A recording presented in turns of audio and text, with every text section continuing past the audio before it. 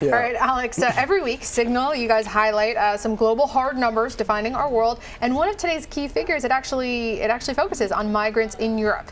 It's 96. What can you tell us about that? So as I mentioned, the number of migrant arrivals has fallen 96% since the peak of the crisis in 2015, 2016. That's according to the EU.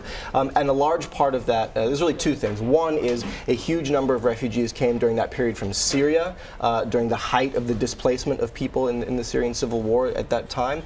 But there's also been a much better cooperation between the EU and countries in North Africa, particularly Morocco, Libya, and also, of course, in the Middle East with Turkey, to stem the flow of migrants. So the numbers are down tremendously, but as we talked about, the political backlash is really being felt now, 2 years later. Another number you guys are bringing up with immigration, 9,200. What's that number? So 9,200, that's the average amount that Central Americans will pay to smugglers, to human traffickers, to get them north and across the border in the United States. $9,200 per person, and according to the government statistics on it, that's actually 3 times what it was just several years ago. And that's through Central America and Mexico. Through Central America, and one through of the Mexico, and one of the across ports. Yeah.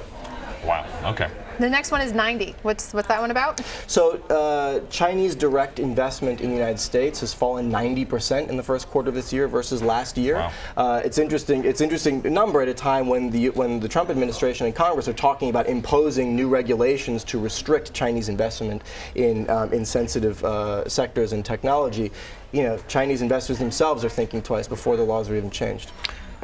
And the last number, 2. So.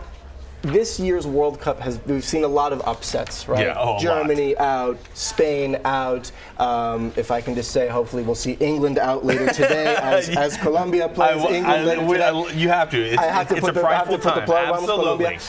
But there are only 2 teams from outside of European Union, and Latin America in the knockout round. And Europe and Latin America have supplied all of the previous winners of the World Cup. The 2 teams that are outside of Europe and Latin America are Russia, again, politically outside of Europe, in the UEFA conference, and Japan, which almost made it through yesterday in an absolutely incredible match against Belgium.